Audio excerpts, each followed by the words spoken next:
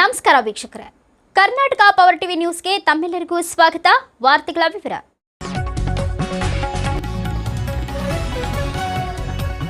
ಕೊಪ್ಪಳ ನಗರದಲ್ಲಿ ನಡೆದ ವಿಶ್ವ ಶಾಂತಿ ದಿನಾಚರಣೆ ಹಾಗೂ ಪ್ರವಾದಿ ಹಜರತ್ ಮೊಹಮ್ಮದ್ ಪೈಗಂಬರ್ ಅವರ 1500ನೇ ಜನ್ಮ ದಿನೋತ್ಸವದ ಕಾರ್ಯಕ್ರಮವು ಧಾರ್ಮಿಕ ಸಹಬಾಳ್ವೆಯ ಹೊಸ ನಿದರ್ಶನವಾಗಿ ಪರಿಣಮಿಸಿದೆ. ಕೊಪ್ಪಳ ನಗರದಲ್ಲಿ ಅಕ್ಟೋಬರ್ 18ರಂದು ನಡೆದ ವಿಶ್ವ ಶಾಂತಿ ದಿನಾಚರಣೆ ಹಾಗೂ ಪ್ರವಾದಿ ಹಜರತ್ ಮೊಹಮ್ಮದ್ ಪೈಗಂಬರ್ ಅವರ 1500ನೇ ಜನ್ಮ ದಿನೋತ್ಸವದ ಬೃಹತ್ ಜಶ್ನೆ ಮಿಲಾದ್ ಕಾರ್ಯಕ್ರಮದಲ್ಲಿ ಸಾವಿರಾರು ಜನಸಾಗರ ಭಾಗವಹಿಸಿ ಶಾಂತಿ ಮತ್ತು ಸೌಹಾರ್ದತೆಯ ಸಂದೇಶ ನೀಡಿದರು.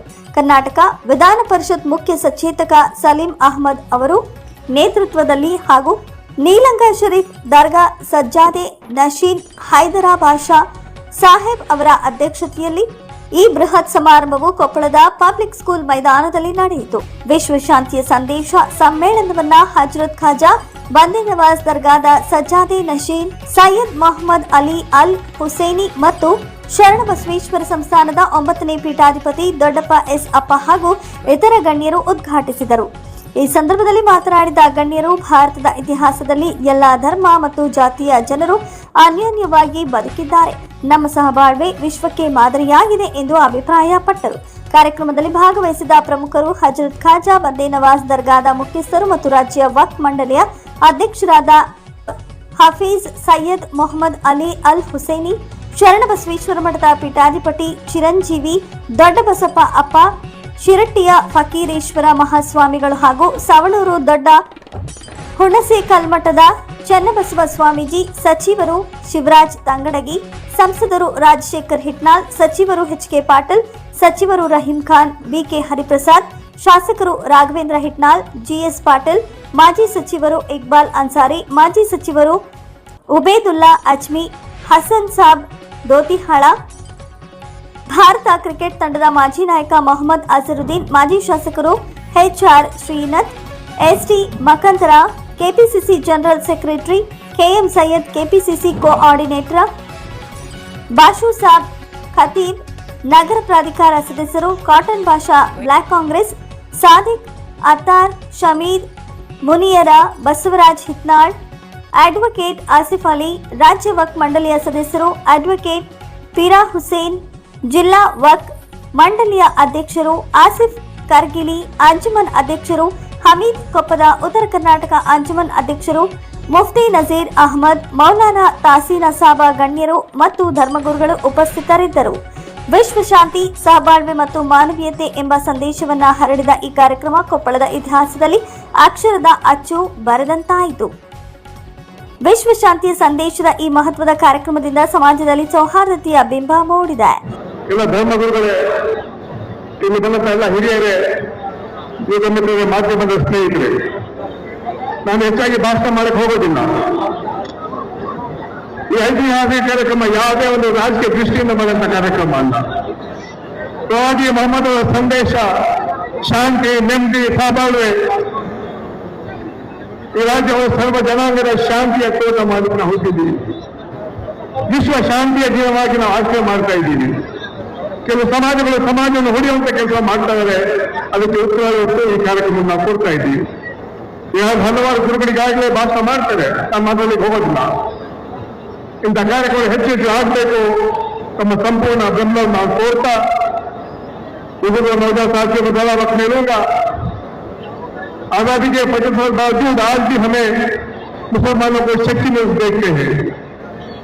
मैं कहना चाहता हूँ कि आजादी की लड़ाई में महात्मा गांधी के साथ मौलाना अबुल कलाम खंडे से खंडा मिला के इस मुल्क को आजाद करवाया।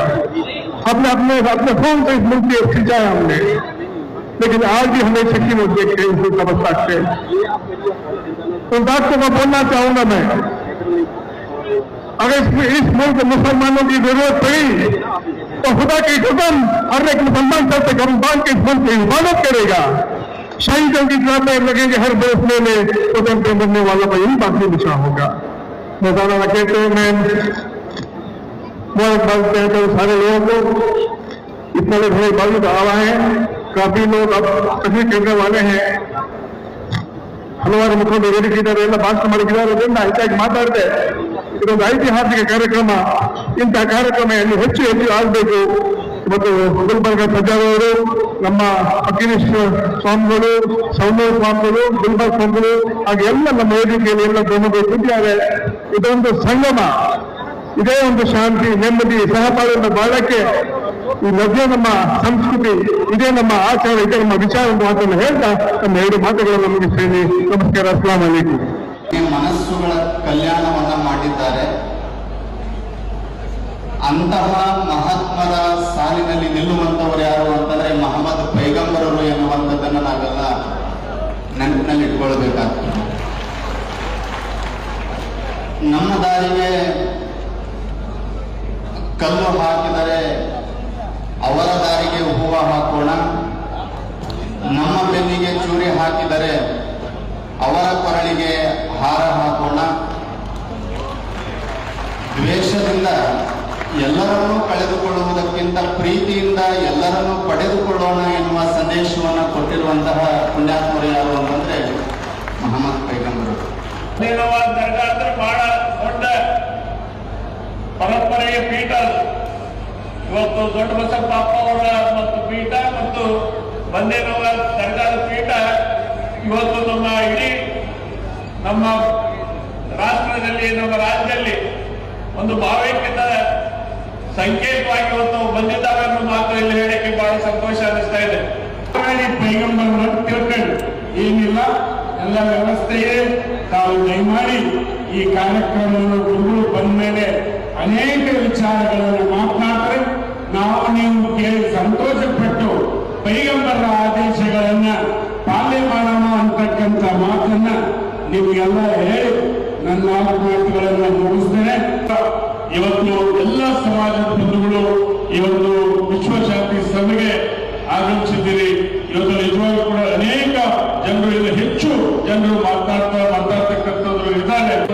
ಜೀವನದಲ್ಲಿ ಹಂಚಿಕೊಳ್ಳೋದ್ರ ಮೂಲಕ ಇವತ್ತು ನಮ್ಮ ಜೀವನದ ಒಳ್ಳೆ ಮೌಲ್ಯಗಳನ್ನ, ಮಾನವ ಮೌಲ್ಯಗಳನ್ನ ಅಳವಡಿಸಿಕೊಂಡು ಮುಂದಿನ ದಿನಗಳಲ್ಲಿ ನಡೆಯುವಂತ ಕೆಲಸವನ್ನ ಮಾಡೋಣ ಅಂತಕ್ಕಂಥ ಕಾರ್ಯಕ್ರಮದ ವಿಶೇಷತೆ ಮೊಹಮ್ಮದ್ ಪೈಗಂಬರ್ ಅವರ 15ನೇ ಜನ್ಮದಿನವನ್ನು ಆಚರಣೆ ಮಾಡತಕ್ಕಂಥ ಸಂದರ್ಭದಲ್ಲಿ ನಾವು ಏನು ಉದ್ದೇಶವನ್ನು ಇಟ್ಟುಕೊಂಡಿದ್ದೇವೆ, ಏನು ಕಾರ್ಯಕ್ರಮವನ್ನು ಹಾಕಿಕೊಂಡಿದ್ದೇವೆ, ಇಲ್ಲಿ ಮೆರವಣಿಗೆ ಮಾಡೋದಕ್ಕೆ ಕೂಡಿಲ್ಲ, ಕವಾಲಿ ಹಾಕುವುದಕ್ಕೆ ಕೂಡಿಲ್ಲ. ಇಲ್ಲಿ ವಿಶ್ವಕ್ಕೆ ಶಾಂತಿ ಸಿಗಬೇಕು. हुजूर अकरम सल्लल्लाहु अलैहि वसल्लम का खुद का पैगाम जो हमारा दीन आया है वो दीन ही जो है सलामती का दीन, इस्लाम के मानी सलामती।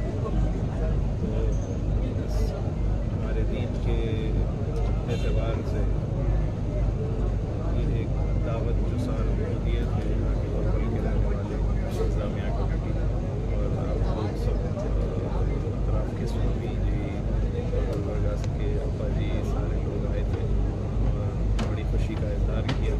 और साथ ही ये कौमी एकजुटती का एक सबूत है हिंदुस्तान में जो अरसे दराज से चला आ रहा है। और इससे साबित ये भी होता है चाहे फ़िरक़े परस्त कौमें कुछ भी कर ले, कह ले, परेशानियां फैलाने की कोशिश करे, लेकिन इसका असर थोड़ी देर तक होगा। लेकिन जब ये वापस हम सब मिल जुल के बैठेंगे तो ये सारी हमारी जो एक दूसरे के लिए मोहब्बत है वो वापस जा जाएगी। साहब, अब जब से सदर बने हैं तब से कई मंच में देखा जा रहा है कि हर मज़हब के लोग जुड़ रहे हैं, एक सूफी संत के कई प्रोग्राम देखे जा रहे हैं। तो ये उत्तर कर्नाटक में दूसरा प्रोग्राम है, तो आगे और भी कहाँ प्रोग्राम होने वाले हैं? पता नहीं, लोग जहाँ शायद बुलाएंगे, जहाँ से पैगाम आएगा इंशाल्लाह मैं ज़रूर जाऊँगा। कि सूफिया इकराम का जिस तरीके से मैंने कहा कि ये हुजूर अकरम सल्लल्लाहु अलैहि वसल्लम का पैगाम अमन है, उसी पैगाम अमन को सूफिया इकराम ने आगे बढ़ाया है। हिंदुस्तान में जो कौमी यकजहती फैली है मुसलमानों के ज़रिए और सारे दूसरे मज़ाहिब के ज़रिए, सूफी संतों के ज़रिए ही फैली है।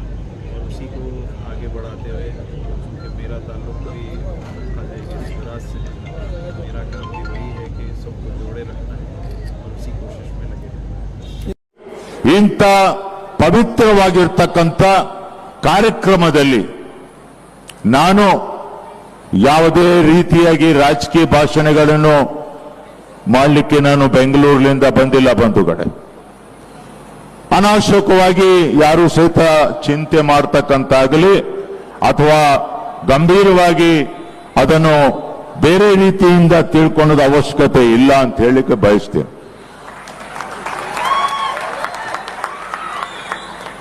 ನಾನು ಅಷ್ಟು ತಿಳುವಳಿಕೆ ಇಲ್ಲದವನು ಅಂತೇಳಿ ಸಹಿತ ತಿಳ್ಕೊಳಕ್ ಹೋಗಬೇಡಿ. ಯಾವ ಕಾರ್ಯಕ್ರಮದ ವಿಷಯ ಆ ವಿಷಯದ ಅಂಗವಾಗಿ ಮಾತ್ರ ಮಾತನಾಡಲಿಕ್ಕೆ ಮಾತ್ರ ನಾನು ಬಯಸುತ್ತೇನೆ.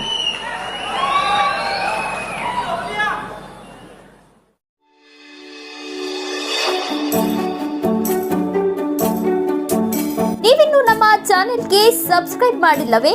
ಹಾಗಿದ್ರೆ ತಡಬೇಕೆ? ಹಿಂದೆ ಸಬ್ಸ್ಕ್ರೈಬ್ ಮಾಡಿ, ಬೆಲ್ ಐಕಾನ್ ಪ್ರೆಸ್ ಮಾಡಿ, ಶೇರ್ ಮಾಡಿ, ಕಮೆಂಟ್ ಮಾಡಿ.